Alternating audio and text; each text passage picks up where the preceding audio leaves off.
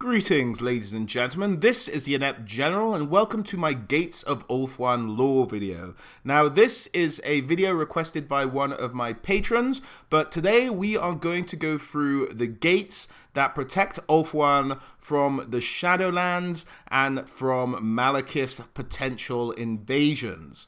So let's delve into it, shall we? Now, we've seen the Gates of Ulthuan portrayed in the campaign Flyover for Total War Warhammer 2. We know they will be a feature on the maps in Total War Warhammer 2 when you are taking over Ulthuan. They will be a siege battle, but just a one-walled siege battle kind of thing.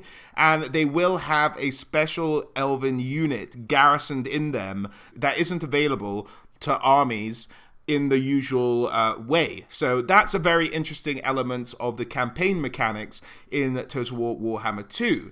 But let's go over some of the distinguishing aspects of the gates and, what makes them special. So here we have a map of Ulthuan, and you'll notice the grayed out area in the top left-hand corner of Naggaroth. Naggaroth is also known as the Shadowlands, and it's along the borders of Naggaroth, the mountain range, and Illyrian that all of these gates are primarily built. Now, to give you a bit of the geographical sense of the island of Ulthuan, as you can see, there's a mountain range that goes around the middle of the island.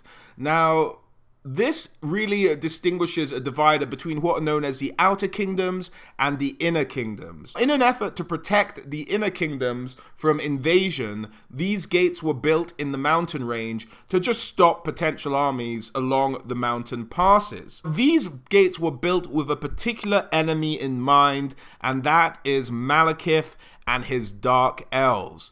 Now, we have to go into a bit of history about when the gates were built and why they were built. So, for those of you who haven't seen my Malekith lore video, which I do recommend you check out, guys, popping up in the top right-hand corner now, or you'll find it in the description below, Malekith was the son of the first Phoenix King. Now, the first Phoenix King was a chap called Anarion, and Anarion helped defend the island of Ulthuan when the whole of the Warhammer world was besieged by chaos.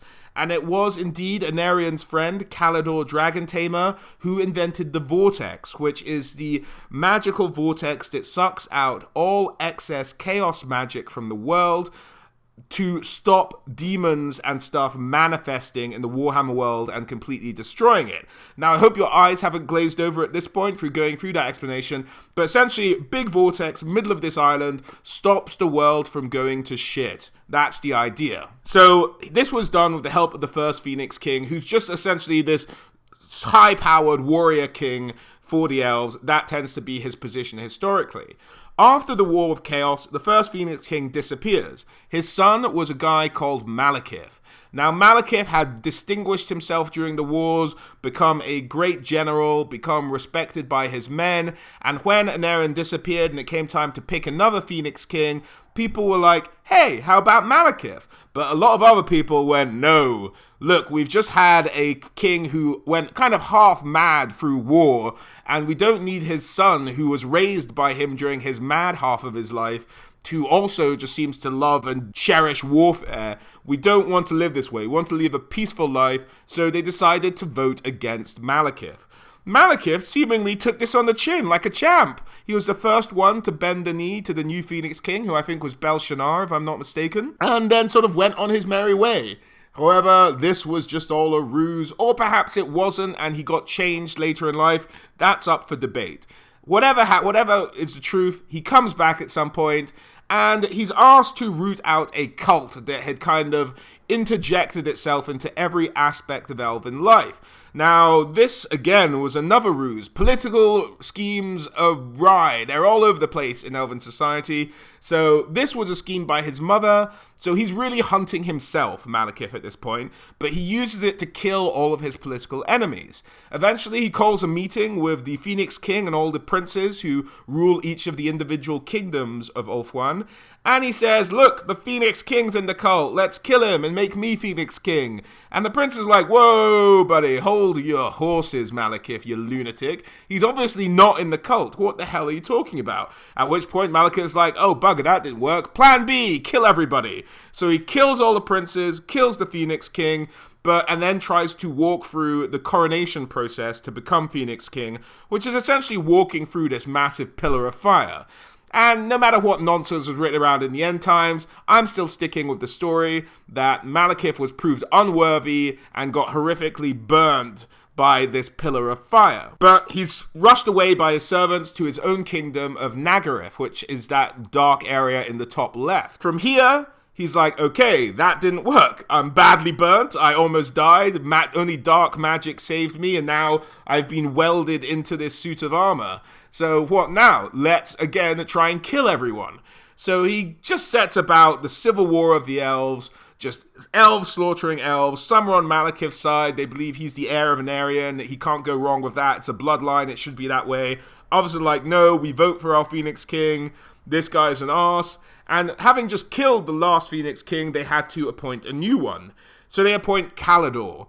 So Calador the first was not his first name. I think his first name was Imric, but he changed it to Calador in order of the guy who invented the Vortex, who was called Calador Dragon Tamer. So he changes his name to Calador, becomes the third Phoenix King, and starts to fight Malekith. This is a war that goes on for centuries, but eventually, long story short, he defeats Malekith and is about to chase Malekith off the island. Malekith is like, screw this, if I can't have it, no one can, and tries to unbind the Vortex, unleashing chaos upon the world.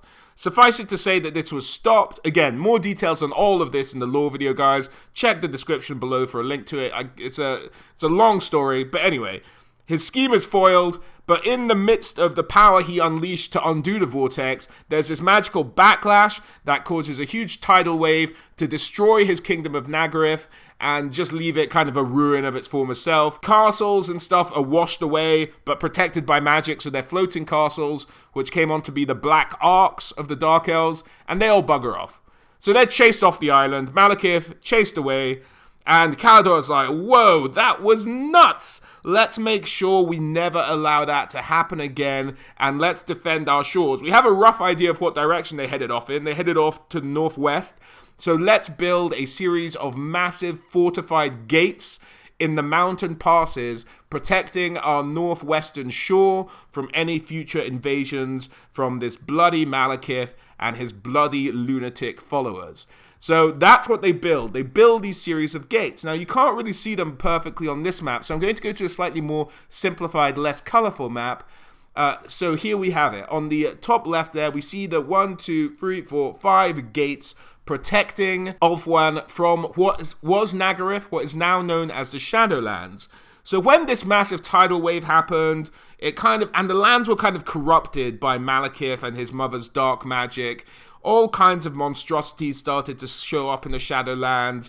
It's like bands of roving dark elves, and whenever Malekith, not necessarily being one for going the long way round the island, tends to always make landfall in his old stomping ground of Nagaryth whenever he tries to re-invade Ulthuan, which is more often than you might think. So these gates have come in particularly handy over the millennia.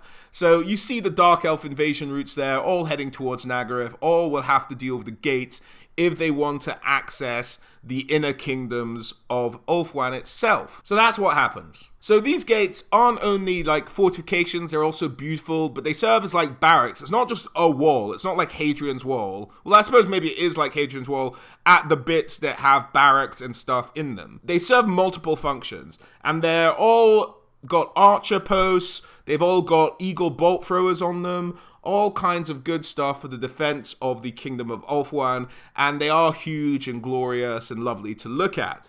But they're also kind of distinct in their own ways. So let's go through the different gates and talk about some of the things that maybe make them stand out a little bit. So we're going at the gates from east to west.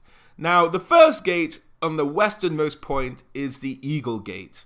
Now, just to get a few things out of the way with this first gate, guys, as far as soldiers going, soldiers for the gates is described as being a huge honor. It's a great honor to serve at the gates. It's kind of voluntary, I think, but what you do is you're a soldier in the Elven army, you say, I'd like to go and serve at a gate, and you go and you serve at the gate and you do your time, which I imagine is quite a long stretch you have to serve if you volunteer for a gate, because it said that those who survive postings at gates are always looked upon with reverence in elven society by nobles and commoners alike. So if you manage to survive your years at one of these gates, you're really like, oh my god, this guy's pretty solid. He must be pretty elite if he's actually survived a whole posting at the gate. Now, because you have soldiers coming from all kinds of different kingdoms to come to the gates, they're allowed to wear the colors of their kingdoms or their family crests or what have you on their armors and shields, but what they also have to do is get the symbol of the gate they're serving under emblazoned onto their shields and armor as well. So you'll see a lot of different combinations of shields and stuff, but they'll all have the eagle on it in some way, shape, or form. And that will either mean they're the garrison of the Eagle Gate, or at some point they served at the Eagle Gate. So if you're a veteran of the gates, if you survived and you walk through, you're allowed to wear that coat of arms on your shield in perpetuity. You're allowed to be like, okay, I survived the gate, this is who I am, I'm going to wear this on my shield forever, this is how hard I am. That's the idea. And it said, yeah, you have to be, not many survive gates apparently, because they're always under attack, if not from the Dark Elves themselves, then from the monstrosities that live in the Shadowlands, from other invaders, from all kinds of things, really. The Eagle Gate itself, not a lot is mentioned about the Eagle Gate in terms of what makes it stick out, but you know what, it's an Eagle Gate, people take pride in it, it's the westernmost gate, that's about it really, guys. So let's move on to the next gate, which is the Griffon Gate. Now, the Griffon Gate is the oldest of the gates, the first one built by Calador, and it's said to have a reputation for being slightly unlucky, because almost without fail, if an army lands on Ulthuan shores, they will try and siege the Griffon Gate. It's always the first to be under siege, it's always under attack, but the ones who have survived, who have served, who continue to serve on the Griffon Gate, wear this more as a point of pride, because the Griffon Gate, despite being the oldest gate, is also the only gate never to have fallen. It's never been taken over, no one's ever got through, the Griffon Gate is solid. And it's also said to be extremely beautiful as well. The idea being that if an elf stands upon the battlements of the Griffon Gate and observes the sunrise, they're reminded of the golden age of the elves, and their hearts are filled with inspiration, and they are suddenly rejuvenated with this huge amount of pride in their people and what their people once did and what their people can do in the future. It's said to be that inspirational a sight at the Griffon Gate. Now, in terms of the aesthetic of the Griffon Gate, there's some debate I found here over the lore. Some have argued that, I imagine because of this crest, there are two massive golden statues of griffins on the Griffon Gate. But I've also found lore that says that's not the case. There's only one enormous one, which is built in memorial to all the elves who have given their life at the Griffon Gate. And you know what? Both might be true. There might be several golden statues at the Griffon Gate. I'm not entirely sure about this, but it could be one or the other. So, you know, majestic and splendid is the Griffon Gate. Another unique aspect of the Griffon Gate, it's the only gate with a garrison of Shadow Warriors based on it. Now, if I remember correctly, Shadow Warriors didn't make it into the final High Elf roster, but Shadow Warriors are essentially your stealth commandos of the Elven army. They spend a lot of their time patrolling the Shadowlands or Malekith's old kingdom of Nagaryth, looking out for any Dark Elf threats, for any monsters that might threaten Ulthuan in the future, just keeping an eye on what is largely kind of a wild territory, sort of thought of kind of cursed territory, if you will. And they're garrisoned at the Griffon Gate. There's a regiment of them there. And these guys are so good at understanding the lay of the land that's running up to the Griffon Gate that they're said to have positioned the eagle bolt throwers with such precision that they just tend to slaughter any armies approaching them, because they know the approaches to the gate so well, they know the terrain so well, that these guys have laid out where the bolt throwers should be, and it's said that when these are raining down on the enemy, it's just maximum killing efficiency. It's just fantastic positioning of their weaponry, thanks to the Shadow Warriors of the Griffon Gate. Now, the Griffon Gate, not only being the home of the undefeated, one could argue the strongest garrison, the garrison that takes most pride in its work, most pride in the kingdom of the High Elves, it's also very much, at times, the center of political intrigue. So the Phoenix King who built the massive statue in memorial to the fallen soldiers of the Griffon Gate was the Phoenix King Aphis. Aethys, I'm never sure how to say that. And he was leading the elves during a time of luxury, during a time of great peace. In fact, it's said to be almost a second golden age for the High Elves. But during this time was an argument to be made for less military, because there hadn't been heard of or sight of the Dark Elves. No one else had attacked Ulthuan in such a long time. So they were just like, we can kind of calm down with the military. We think the Dark Elves are dying out and they're over in the northwest and there's not much left of them. But this was not the case, as history will prove. But at this time, there's just this idea of huge luxury and overspending. So at the time, 2 politicians turn up to the Griffon Gate, and they start to empty its weaponry stores. And when the leader of the Griffon Gate at the time turns up, a chap by the name of Prince Valador, and he says, what the hell do you think you're doing? These gates are essential to our defense. Our defense is of them. They're like, oh no, don't worry about it. No one's attacked us. We're taking these for a theatrical production that we're doing that's going to tour the country. So you guys won't have weapons for a little while. At which case, Valador, rightfully so in my book, just decks one of these politicians with a single massive punch from his mailed fist. And it's like, get the hell out of here. This is our weaponry. This is the defense of our nation. This isn't to be trifled with.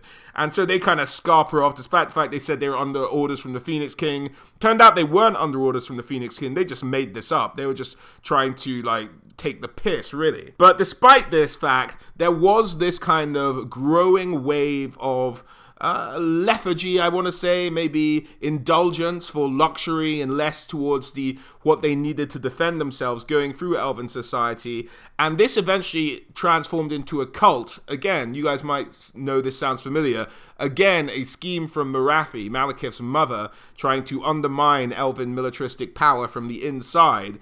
But this cult actually took hold and began to, fight against those who stood up for maintaining the military at its current strength and not giving an inch when it came to that, like Prince Valador. And in fact, Prince Valador, unfortunately, had his family completely dispossessed of everything they owned. They were cast out from elven society, all because he stood up for what was right and maintaining the Griffon Gate and maintaining all of the other gates. But unfortunately, he was undermined, and one has to assume died a pauper in a street somewhere. But that was Valador, and that speaks to kind of how important and what an obstacle that Malekith thinks these gates are, that he would undermine the society so much just to get these gates undermanned a little bit. But that's the Griffon Gate for you, the undefeated gate, the Pride Gate, the gate that has the Shadow Warriors on it. So, moving on from the Griffon Gate, next up we have the Unicorn Gate. Now, the Unicorn Gate is fun because the Unicorn Gate guards a mountain pass that's said to be the longest and most treacherous, not only because of the way the mountain pass is formed, but also because it's home to a huge amount of monsters that live in the ravines of that mountain pass. So one assumes it's narrow, it's treacherous, it's hard to get an army down, and for this reason, the Unicorn Gate is almost never attacked by armies, just because it's so bloody difficult to get to from the side of the Outer Kingdoms. So because of this, the Unicorn Gate Guard tend to not have to deal with armies, but they have a different problem. All the monsters and stuff that live in the ravine, that act as a kind of protection, sometimes get bored down in the ravine and then just start to march and attack the Unicorn Gate itself. So they have dealt with this by having some of the best archers around.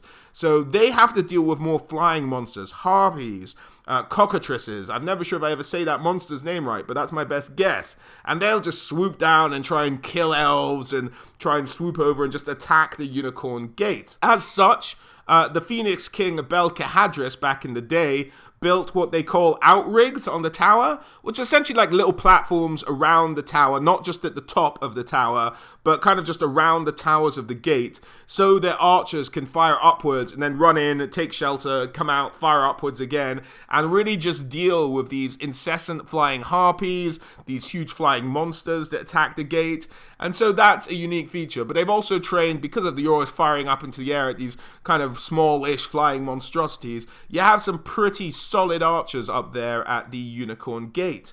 Now, in terms of the soldiers, it's mostly manned by troops from Illyrian itself, and I'm not sure if this is unique to the Unicorn Gate, but apparently where your unicorn is on your shield depicts like your battalion in the fortress itself. So it's kind of like what regiment you belong to in the fortress is dictated by where you've put unicorn on your shield. Now, that might be true with the other gates as well. I'm not 100% on that, though. That's the Unicorn Gate, just dealing with monsters rather than having to deal with armies most of the time. So moving on from the Unicorn Gate, continuing our trek eastward, we have the Dragon Gate. Now, the Dragon Gate is the largest and grandest of all the gates built.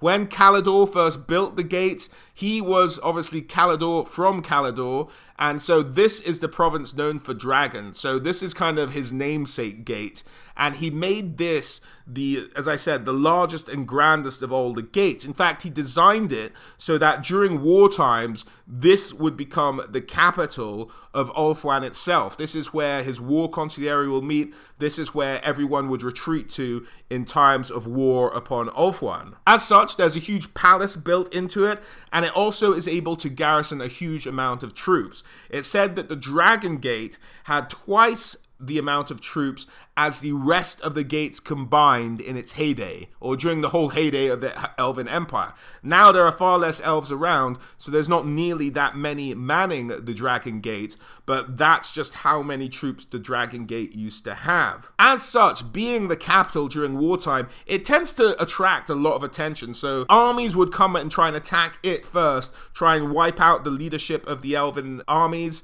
and just take it out in one foul blow, kind of making this irresistible lure. In fact, it said during the first decade it was built, Malekith attacked it 6 times, and 6 times were his armies fought away from the Dragon Gate. The sheer size and intimidation factor of the Dragon Gate is said to play a huge part in it as well. It's said, in fact, the reputation of the Dragon Gate is so fierce, it in itself is worth 1,000 spears. So just think about that. Like, armies would come up to it, be so intimidated by its reputation that they'd be sort of more likely to break and run away and what have you. Another quirk of the Dragon Gate is that the bolt throwers on the top of the Dragon Gate, the bolts they use are forged out of dragon fire. So I assume that makes them harder hitting and sort of sharper or whatever it makes. It makes them better bolts that they shoot down at their enemies from the Dragon Gate. And that about sums it up for the Dragon Gate. It's mostly manned by soldiers from Caledor. They're obviously always attracted to dragon stuff, so they like to be posted at the Dragon Gate. It's considered one of the highest honors a soldier of Caledor can get. So that's who tends to man it, and that's the Dragon Gate for you.